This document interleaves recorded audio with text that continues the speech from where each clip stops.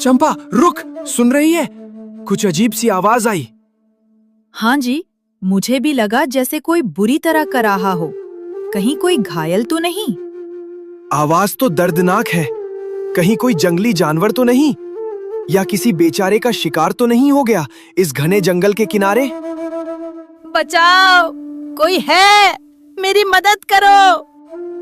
ये तो इंसानी आवाज लग रही है। चलिए देखते हैं, कोई मुसीबत में है।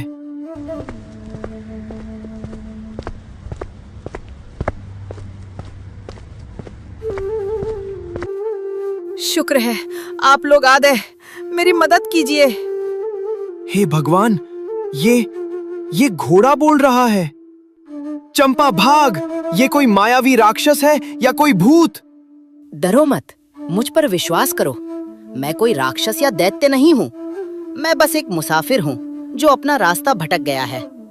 तुम्हारी ये दुनिया मेरे लिए बिल्कुल अनजान है। मैं बहुत बीमार हूँ, मुझ में चलने की भी शक्ति नहीं बची।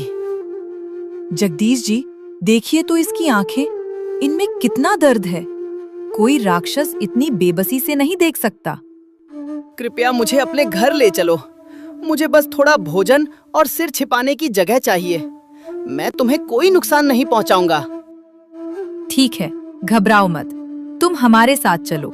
जब तक तुम्हारा मन करे हमारे घर रहना, और जिस दिन तुम्हारा मन भर जाए या तुम ठीक हो जाओ, खुशी खुशी अपने घर लौट जाना। चंपा सही कह रही है। अगर तुम मुसीबत में हो तो हम तुम्हें ऐसे मरता हुआ नहीं छोड़ सकते। आओ, मेरा सहारा लो।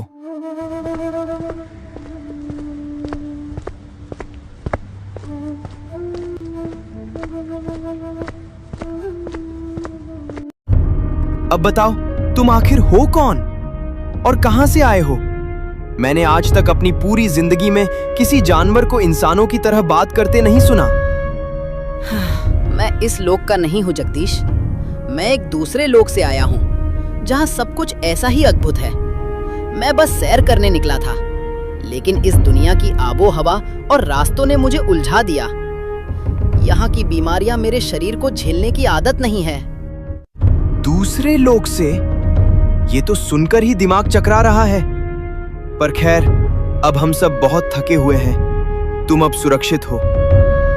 हाँ, अभी तुम आराम करो। शरीर को आराम मिलेगा तो कल तक बेहतर महसूस करोगे। ठीक है, अब आराम करते हैं। बाकी की बातें कल सुबह करेंगे। शुभ रात्रि। आप दोनों का बहुत आभार। शुभ रात्रि।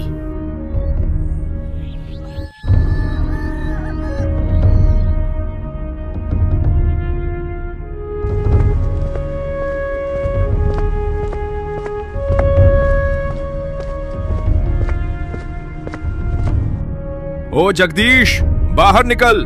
बहुत दिन हो गए लुका छिपी खेलते हुए। आज या तो मेरा पैसा निकलेगा या तेरे घर का सामान। माखनलाल जी, थोड़ा समय और दे दीजिए। फसल बस कटने ही वाली है। मैं पाई पाई चुका दूंगा। चुप कर, बहुत हो गई तेरी नौटंकी। हर महीने यही राग अलापता है। अब मेरा सब्र खत्म हो चुका है। अरे, ये घोड़ा कब लाया बे? इतना शानदार जानवर ये तेरे पास कहां से आया? वो मालिक, ये मेरे ससुराल वालों ने दिया है। अभी कल ही आया है। ससुराल वालों ने दिया है? वाह, किस्मत चमक गई तेरी। ठीक है, पैसा नहीं है तो ना सही। जब तक तू मेरा उधार नहीं चुकाता तब तक ये घोड़ा मेरे पास रहेगा। उठाओ रे इसे। नहीं, रुकिए। आप इस घोड़े को हाथ नहीं लगा सकते। ये बीमार है, कहीं का नहीं रहेगा। बीमार है तो मैं इसे ठीक कर लूंगा, पर ये जाएगा मेरे ही साथ। रुकिए माखनलाल जी, अगर आपको कुछ गिरवी ही रखना है तो मेरे ये गहने रख लीजिए। जब हमारे पास पैसे आ जाएंगे तब मैं इन्हें वापस ले लूंगी। लेकिन इस बेजुबान, मेरा मतलब है इस घोड़े को मत ले जाइए। मूर्ख औरत, इस मामूली घोड़े के चक्कर में अपने सोने के गहने दे रही है। सच में दिमाग ठिकाने नहीं है तेरा। जा लेकर आ गहने। चलो रे, आज तो चांदी हो गई। घोड़ा तो बोझ होता, ये सोना ही सही है। सुनोए, अगले महीने फिर आऊंगा। अगर बाकी हिसाब बराबर नहीं हुआ तो फिर खैर नहीं।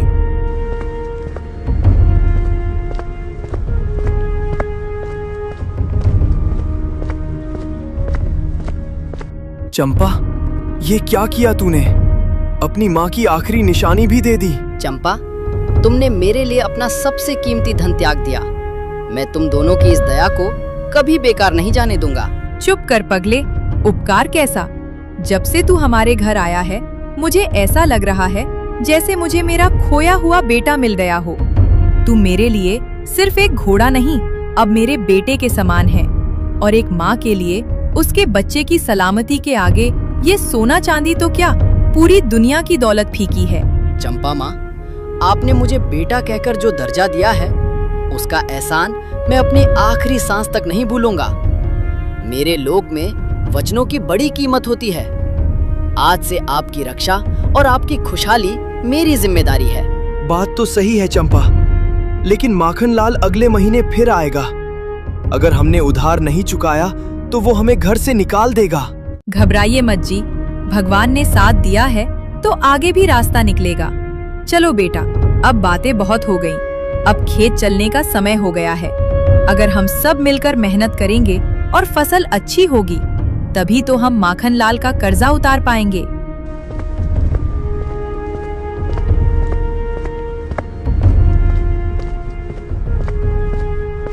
हे भगवान, मुझे माफ करना। बेटी लाडो, मुझे माफ कर देना। तेरे हाथ पीले करने की औकात नहीं रही इस अभागे बाप की। लड़के वालों की मांगे पहाड़ जैसी हैं और मेरी जेब खाली। मैं जी कर क्या करूंगा? रुकिए, रुकिए काका, ये क्या अनर्थ कर रहे हैं? काका, होश में आओ, ये क्या पागलपन है? जान देने चले थे। छोड़ दो मुझे जगदीश, मर जाने दो। मरूंगा तो कम से कम इस बेइज्जती से तो बचूंगा। ऐसी क्या बात हो गई काका? आपकी बेटी लाडो की तो शादी है अगले हफ्ते। खुश होने के बजाय आप ये क्या कर रहे हैं? कैसी शादी चंपा? कल रात लड़के वाले आए थे। कहने लगे, अगर दरवाजे पर चमचमाती बड़ी गाड़ी और हाथ में 5 लाख नकद नहीं दिखे तो बारात नहीं आएगी। मैंने उनके पैर पकड़े, गिड़गिड़ाया कि गरीब की इज्जत मत उछालो, पर वो पत्थर दिल नहीं पिघले। पर काका, शादी तो पक्की हो गई थी ना? हुई थी जगदीश, पर अब वो लालच पर उतर आए हैं। गांव भर में शोर हो जाएगा कि लाडो की बारात लौट गई। वो बेचारी तो जीते जी मर जाएगी। उससे अच्छा है कि मैं ही खत्म हो जाऊं। भगवान ने मेरे नसीब में सिर्फ गरीबी लिखी है। तो क्या वाकई इस दुनिया में लोगों के लिए जान से ज्यादा वो कागज के टुकड़े जरूरी हैं? अरे बाप रे, ये घोड़ा बोला। जगदीश, ये क्या माया है? क्या मैं सच में मर गया हूं और यमराज का घोड़ा मुझसे बात कर रहा है? नहीं काका, शांत हो जाइए। आप जिंदा हैं। ये चमत्कार है। ये घोड़ा बोल सकता है। हे भगवान, बोलने वाला घोड़ा! क्या मैं पागल हो गया हूं? शांत हो जाइए काका, आप पागल नहीं हैं। मैं आपकी मदद कर सकता हूँ। काका, ये लीजिए।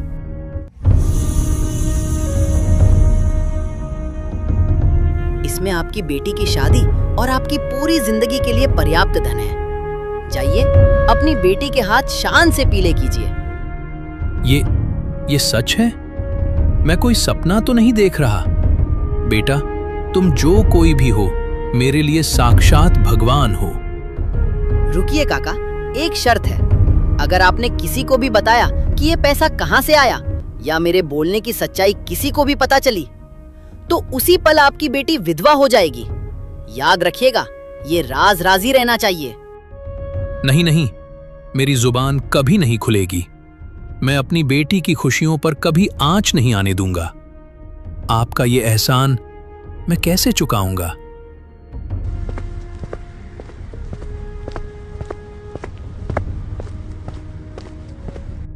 चंपा, मैंने अपनी आंखों से देखा पर यकीन नहीं हो रहा। तुम तो सच में चमत्कार कर सकते हो। हाँ जगदीश, मैं कर सकता हूँ, पर धन से ज्यादा जरूरी इंसानियत है। अब समझ आया कि चंपा ने क्यों कहा था कि तुम हमारे बेटे जैसे हो। चलो, अब खेत नहीं, सीधा घर चलो। आज की दोपहर बहुत भारी रही है। अब खेत नहीं, घर चलो, कुछ बात करनी है।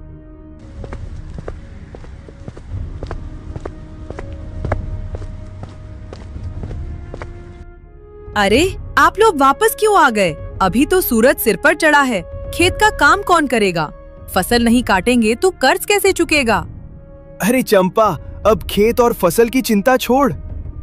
तूने देखा नहीं इस घोड़े ने काका के लिए क्या किया? ये जादुई घोड़ा है चंपा। ये हमें जितना चाहे उतना पैसा दे सकता है। अब हमें मेहनत करने की जरूरत नहीं। रुकिए जगदीश जी, शायद आपको कोई गलतफहमी हुई है। मैं कोई सोने की खान नहीं हूँ। मैं किसी एक इंसान की सिर्फ एक ही इच्छा पूरी कर सकता हूँ। मैंने अपनी शक्ति का उपयोग उस बूढ़े किसान के लिए कर दिया क्योंकि उसकी जान दांव पर थी। अब आप बताइए, आपकी सबसे बड़ी इच्छा क्या है? क्या तुम मेरे मरे हुए बेटे को वापस ला सकते हो? क्या इस दुनिया में ऐसा मुमकिन है? रुकिए, मुझे अपनी दिव्य दृष्टि से देखने दीजिए कि क्या इस पृथ्वी पर ऐसी कोई जगह है जहां से मरे हुए लोगों की रूह को वापस लाया जा सके। ओम नीलगिरि शिखर वासिनम पितृलोक द्वार रक्षकम। रास्ता मिल गया है। हमें सुदूर दक्षिण में स्थित नीलगिरि पर्वत जाना होगा। वहां एक प्राचीन और विशाल पूर्वज वृक्ष राज हैं। वहीं मरे हुए लोगों को वापस लाने का मार्ग बता सकते हैं। बोलो जगदीश, क्या तुम इस कठिन यात्रा के लिए तैयार हो? क्या हम चलें? जगदीश जी, अगर हमारे बेटे के वापस आने की एक भी उम्मीद है तो उसे मत छोड़िए। आप दोनों अभी निकल जाइए। पर चंपा, तुम यहाँ अकेली, और घर का क्या होगा? मेरी चिंता मत करो, मैं यहाँ सब संभाल लूंगी। बस तुम दोनों साथ जाओ और मेरे बेटे को वापस लेकर आओ। और हाँ, वादा करो कि तुम दोनों सही सलामत लौट कर आओगे। घबराओ मत माँ, जब तक मैं साथ हूँ जगदीश जी को खरोच भी नहीं आएगी। चलिए जगदीश जी, मंजिल बहुत दूर है और समय बहुत कम।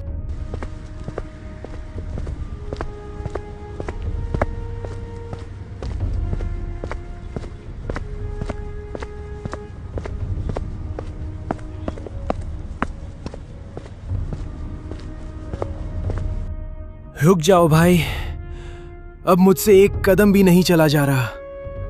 पांव जवाब दे रहे हैं और गला सूखकर काटा हो गया है। नीलगिरी अभी कितनी दूर है? जगदीश जी, हिम्मत मत हारिए, पर मुझे कुछ ठीक नहीं लग रहा। मैं सूंघकर बता सकता हूँ कि यहाँ हवा में जहर है। यहाँ कोई ऐसी काली शक्ति है जो नहीं चाहती कि हम आगे बढ़े।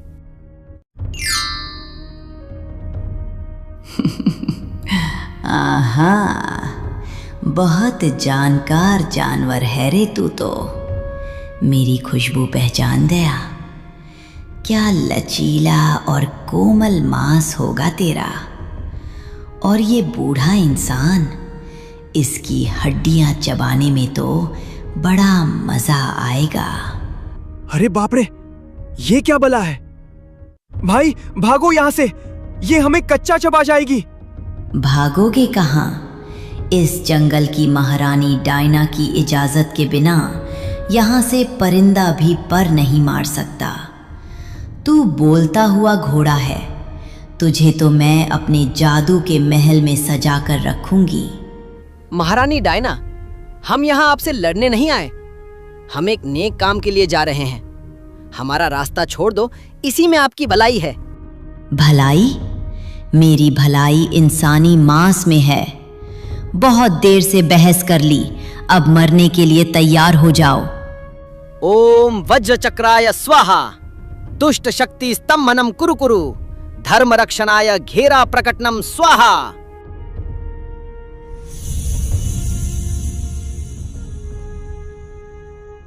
ये क्या किया? छोड़ मुझे। ये कैसा तिलिस्म है? मैं इस घेरे से बाहर क्यों नहीं निकल पा रही? ये धर्म का घेरा है डायना। जब तक तुम्हारे मन में पाप और मांस की भूख रहेगी, तुम इस घेरे को पार नहीं कर पाओगी। जिस दिन तुम अपने आप को पूरी तरह सुधार लोगी और दूसरों को सताना छोड़ दोगी, ये घेरा अपने आप गायब हो जाएगा। तुमने तो इसे बिना छुए ही कैद कर दिया।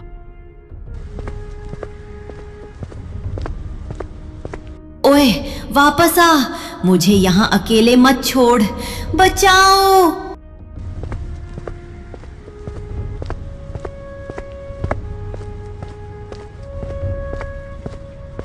ठहर जाओ तिनको। तुम्हारी हिम्मत कैसे हुई नागेश्वर नगरी की शांति भंग करने की? ए बोलने वाले जानवर, तू अपनी मर्यादा भूल गया है। एक अदने से इंसान के लिए तूने देवलोक की शक्तियों का तमाशा बना दिया। मैं मर्यादा नहीं, अपना कर्तव्य निभाने आया हूँ महाराज। कर्तव्य? इस 2 पैरों वाले जीव के लिए? अरे ओ घोड़े, तू मूर्ख है। ये इंसान वही प्रजाति है जो अपनी कुल्हाड़ी की धार तेज करने के लिए मेरे भाइयों को काट डालते हैं। ये तुम्हें प्यार नहीं करते, ये सिर्फ तुम्हारी ताकत का इस्तेमाल करते हैं। आज तू इसके काम आ रहा है तो ये तुझे बेटा कह रहा है, कल तू लंगड़ा हो जाएगा तो यही जगदीश तुझे सड़क पर छोड़ देगा। छोड़ इसे और अपने लोक वापस जा, वरना मैं तुझे यहीं राख कर दूंगा। आप मुझे डरा नहीं सकते।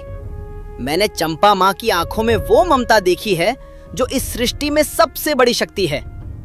अगर इंसान में बुराई है तो उनमें दया भी है। मैं इनके लिए राग होने को भी तैयार हूं। और तू, ए लालची इंसान, तू यहां अपने बेटे के मोह में आया है या इस घोड़े की जादुई शक्तियों का फायदा उठाने? सच बोल, अगर तू अभी इस घोड़े को यहीं छोड़ दे तो मैं तुझे दुनिया का सबसे अमीर आदमी बना दूंगा। इतना सोना दूंगा कि तेरी 7 पीढ़ियां राज करेंगी। क्यों एक जानवर और एक मर चुके बच्चे के लिए दर दर भटक रहा है? बोल, क्या चाहिए, सोना या ये घोड़ा? वृक्षराज, आप मुझे भड़काने की कोशिश मत कीजिए। आपका सोना मेरे किसी काम का नहीं अगर मेरा परिवार मेरे साथ न हो। ये घोड़ा मेरा हमसफर है, मेरी जान है, और मेरा बेटा, वो मेरा लालच नहीं, मेरा कलेजा है। मुझे आपका खजाना नहीं चाहिए, मुझे मेरा बेटा और इस घोड़े का साथ चाहिए। तुम दोनों पगली परीक्षा में पास हुए। तुम्हारा इरादा नेक है और तुम दोनों का जुड़ाव स्वार्थ से ऊपर है, लेकिन नागेश्वर नगरी के द्वार पार करने के लिए तुम्हें मेरी दूसरी परीक्षा, बुद्धि परीक्षा से गुजरना होगा। तुम दोनों को एक एक सवाल का जवाब देना होगा। अगर गलत दिया तो पत्थर के बन जाओगे। पहला सवाल तुझसे, वो क्या है जो रोशनी में तो तुम्हारा साथ देती है पर अंधेरा होते ही साथ छोड़ देती है? परछाई महाराज। दूसरा सवाल, वो क्या है जो बीमार नहीं होती फिर भी उसे गोली दी जाती है?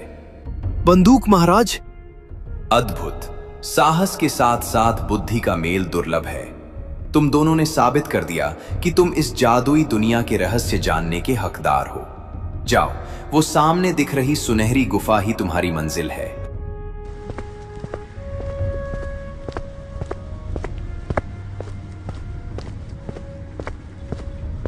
भाई, यहां पहुंच तो गए पर अंदर जाने में पैर कांप रहे हैं। क्या सच में इस अंधेरी गुफा में मेरे बच्चे की धड़कनें वापस मिलेंगी?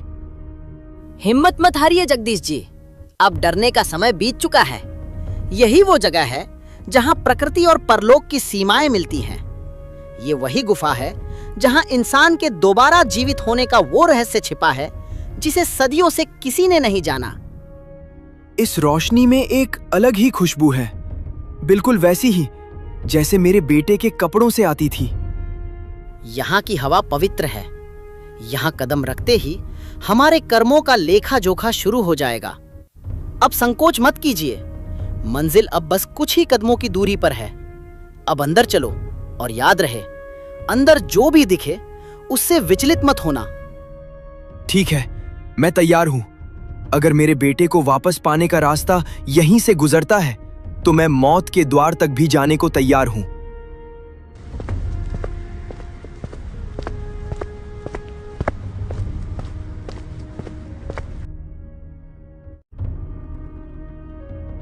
ये क्या भाई, हम इतनी दूर, इतनी मुश्किलों को पार करके यहां आए और यहां सिर्फ एक कांच का टुकड़ा है। क्या ये आईना मेरे बेटे की जान वापस लाएगा? ऐसा नहीं हो सकता। ठहरिए जगदीश जी, जल्दबाजी मत कीजिए।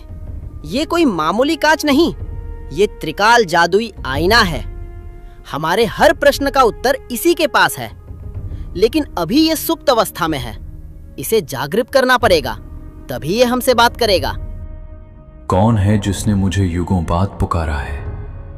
बोलो, पहले अपनी पहचान बताओ, तभी मैं तुम्हारे सवालों के जवाब दूंगा। मैं जगदीश हूं, एक साधारण किसान जो अपने मरे हुए बेटे की भीख मांगने आया है। और तू, ए दिव्य प्राणी, तू कौन है? मुझे अपना नाम और लोग तो याद नहीं, पर इतना पता है कि मैं एक माँ का बेटा हूँ, इस बाप का साथी हूँ और एक भाई की हिम्मत हूँ। अद्भुत, तुमने अपनी आत्मा की पहचान बताई है। तुम्हारी इस सच्चाई से मैं बहुत खुश हूं। पूछो जो पूछना है, आज तुम जो भी बोलोगे वही होगा। बस एक बात बता दो, मेरा बेटा वापस कैसे आएगा? मुझे क्या करना होगा? ध्यान से सुनो, यहां से उत्तर की ओर अमर कुंड है। वहां जाकर तुम्हें जीवन की भीख मांगनी होगी। अगर तुम्हारी पुकार सच्ची हुई तो कुंड तुम्हारे बेटे को वापस कर देगा। और मेरे बारे में बताओ आईने, मेरे असली मालिक कहाँ हैं? क्या वो मुझे कभी ढूंढ पाएंगे? तुम्हारे मालिक पृथ्वी लोक पर आ चुके हैं। वे व्याकुल होकर तुम्हें हर जगह ढूंढ रहे हैं।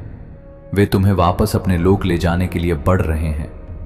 भाई, अब वक्त बर्बाद नहीं करना चाहिए। हमें अमर कुंड की ओर भागना होगा।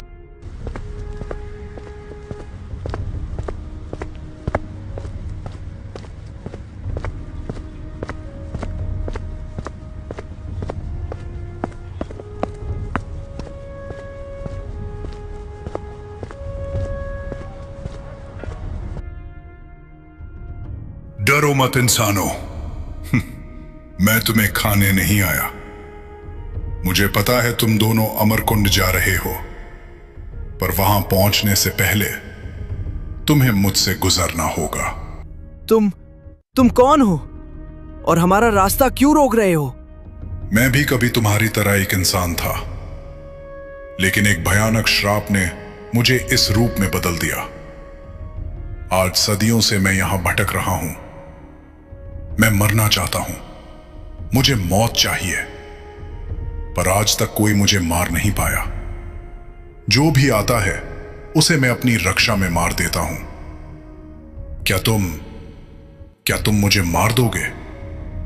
मुझे इस नर्क से आजाद कर दोगे? ये कैसा अजीब और डरावना श्राप है। कोई मरना क्यों चाहेगा? मैं इस श्राप को जानता हूँ। इसे अमर अहंकार का श्राप कहते हैं। ये उस इंसान को लगता है जिसे अपनी शक्ति पर बहुत घमंड हो जाता है। पहले ये उसे अजेय शक्ति देता है और बाद में वही शक्तियां उसे मरने नहीं देती। शरीर सड़ने लगता है पर आत्मा कैद रहती है। हाँ घोड़े, तुमने सही पहचाना। अब और सहन नहीं होता, मुझे मार दो। हट जाओ हमारे रास्ते से। मैं यहाँ जीवन की भीख मांगने आया हूँ। मैं नहीं चाहता कि मेरे हाथों किसी की जान जाए। मैं हत्यारा नहीं बनना चाहता। तुम पहले ऐसे जीव हो जिसने मुझे बोला कि मैं मर सकता हूं। अब या तो मुझे मुक्ति दो या फिर लड़ने के लिए तैयार हो जाओ। मारो या मरो। अगर तुम मुझे नहीं मारोगे तो मैं तुम्हें आगे नहीं बढ़ने दूंगा। ठीक है, अगर तुम्हारी मुक्ति का यही एक मार्ग है तो मैं तुम्हें इस कष्ट से आजाद करता हूं। ओम पूर्णमदः पूर्णमिदं देह बंधनम विमोचय स्वाहा आत्मा ज्योति स्वरूपेण पंचतत्वे विलीयताम।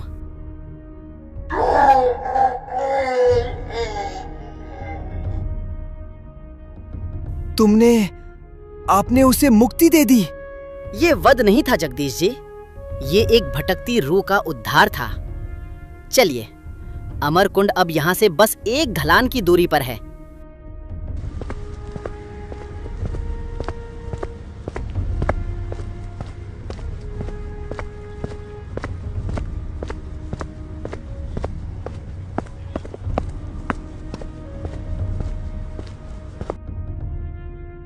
हे अमरकुंड के रक्षक, बाहर आओ। हम यहाँ एक जीवन की भीख मांगने आए हैं। अपनी उपस्थिति प्रकट करो। भाई, ये तालाब तो बहुत डरावना लग रहा है। जगदीश जी, हिम्मत मत हारना। जैसे ही रक्षक प्रकट हो, बिना डरे अपने बेटे की मांग करना। लेकिन याद रहे, वो आपसे दो बहुत ही कठिन और अजीब सवाल पूछेगा। आपकी सच्चाई ही आपके बेटे को वापस लाएगी। कौन है जो मेरी निद्रा भंग कर रहा है? एक अदना सा इंसान और एक परलोक का प्राणी? बोलो, क्या चाहिए? हे नागराज, मैं एक बेबस पिता हूं। मेरे बेटे की असमय मृत्यु हो गई है। कृपा करके उसे वापस कर दीजिए। मैं उसके बिना मर जाऊंगा। जीवन दान देना इतना आसान नहीं जगदीश। तुम्हें मेरी 2 शर्तों का उत्तर देना होगा। अगर तुम चूके तो तुम भी यहीं समा जाओगे। पहला सवाल, अगर तुम्हें अपनी माँ और पत्नी में से किसी एक को चुनना हो तो किसे चुनोगे और क्यों? महाराज, मैं मां को चुनूंगा, क्योंकि पत्नी इस जीवन का सफर तय करने के लिए मेरा आधा अंग है, लेकिन मां वो जड़ है जिसने मुझे ये जीवन दिया है। पत्नी के बिना मेरा संसार अधूरा होगा, पर मां के बिना मेरा अस्तित्व ही संभव नहीं होता। जड़ रहेगी तभी तो टहनियां पनपेंगी। उचित उत्तर। अब दूसरा सवाल, यदि तुम्हारे बेटे को जिंदा करने के लिए इस घोड़े का, जो तुम्हारा साथी है, गला काटना पड़े तो क्या तुम मंजूर होगे और क्यों? नहीं महाराज, मुझे ये मंजूर नहीं। मेरा बेटा मेरा कलेजा है, लेकिन ये घोड़ा मेरा धर्म और विश्वास है। यदि मैं एक बेगुनाह की जान लेकर अपने बेटे को वापस पालूं, तो मेरा बेटा एक ऐसे पिता की गोद में खेलेगा जो हत्यारा है। ऐसा जीवन मेरे बेटे के लिए भी श्राप होगा। मैं अपने स्वार्थ के लिए किसी की वफादारी का खून नहीं कर सकता। धन्य हो जगदीश, तुमने मोह पर धर्म की विजय पाई है। ये लो अपना बच्चा।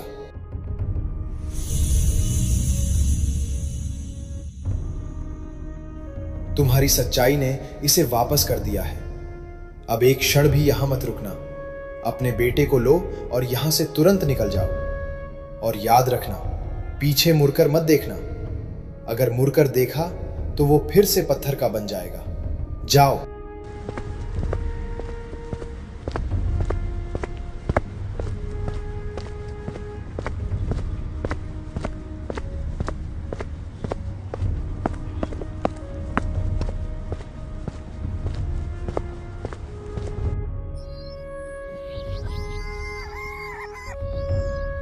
मेरा बेटा, ये मेरा बच्चा है। हे छठी मैया, क्या मैं सपना देख रही हूँ? मेरा लाल, तू वापस आ गया। जगदीश जी, आपने तो चमत्कार कर दिया। मेरी सूनी गोद फिर से भर गई। ये मैंने नहीं चंपा, इस घोड़े ने किया है। अगर ये साथ ना होता तो आज मैं भी ना होता और ना हमारा बच्चा। बेटा, आज तूने साबित कर दिया कि तू सिर्फ इस घर का हिस्सा नहीं, हमारा रक्षक है। तूने मुझे जो खुशी दी है, उसके आगे ये दुनिया की सारी दौलत कुछ भी नहीं। तेरा ये एहसान मैं कैसे उतारूंगी? माँ, आपने मुझे बेटा कहा था, बस वही मेरा इनाम है। आज इस घर की खुशियां देखकर मेरा सफर सफल हो गया। चंपा, अब बस। आज जितनी बातें और जितना सफर हुआ है, उसे सहने की ताकत अब बची नहीं है। मेरा रोम रोम दुख रहा है और नींद मेरी आंखों को खींचे जा रही है। हाँ जी, आप बहुत थक गए हैं। जाइए, अब आराम कीजिए। भाई, तुम भी आराम करो। आज की रात सुकून की रात है। कल सुबह उठेंगे तो नई शुरुआत करेंगे। कल ढेर सारी बातें करेंगे कि अब आगे क्या करना है। अभी के लिए मुझे सोने दो।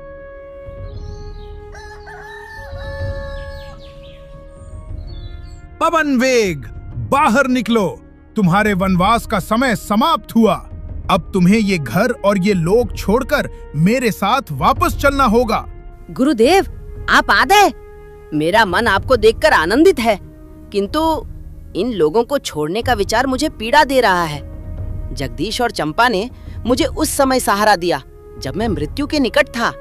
महाराज, विनती करती हूँ, इसे हमसे मत छीनिए। ये सिर्फ एक घोड़ा नहीं, मेरा बेटा है। इसके बिना ये घर फिर से सूना हो जाएगा। पुत्री, मोह त्यागो। ये दुनिया बहुत क्रूर है।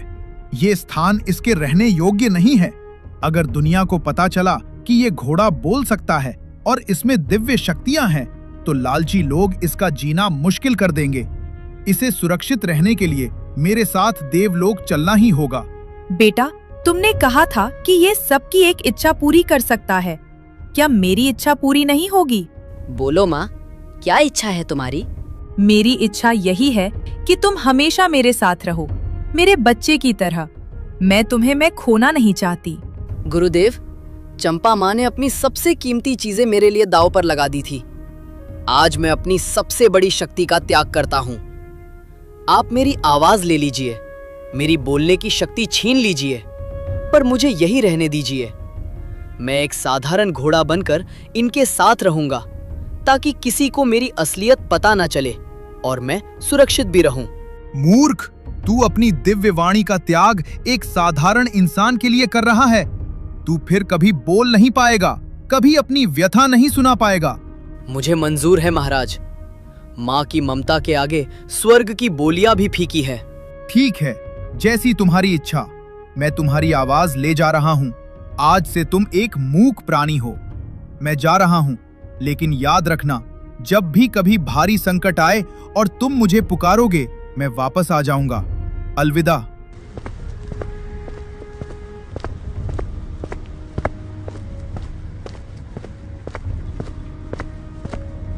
मेरा बेटा, तूने हमारे लिए इतना बड़ा बलिदान दे दिया। अब तू बोल नहीं सकता, पर तेरी धड़कनें मैं हमेशा सुनूंगी। चंपा, आज इंसानियत की जीत हुई है। अब पवन वेग हमेशा हमारे साथ रहेगा। तो दोस्तों, मेरी कहानी तो यहाँ खत्म हुई। मैंने चंपा माँ और जगदीश जी का साथ चुना, क्योंकि प्यार से बड़ा कोई जादू नहीं होता। पर जाने से पहले एक बात तो बताओ, आप लोग मेरी ये जादुई यात्रा दुनिया के किस कोने से देख रहे हैं? मुझे बहुत खुशी होगी ये जानकर कि मेरी कहानी कहाँ-कहाँ तक पहुँची है। जल्दी से कमेंट में अपने शहर या गांव का नाम बताओ।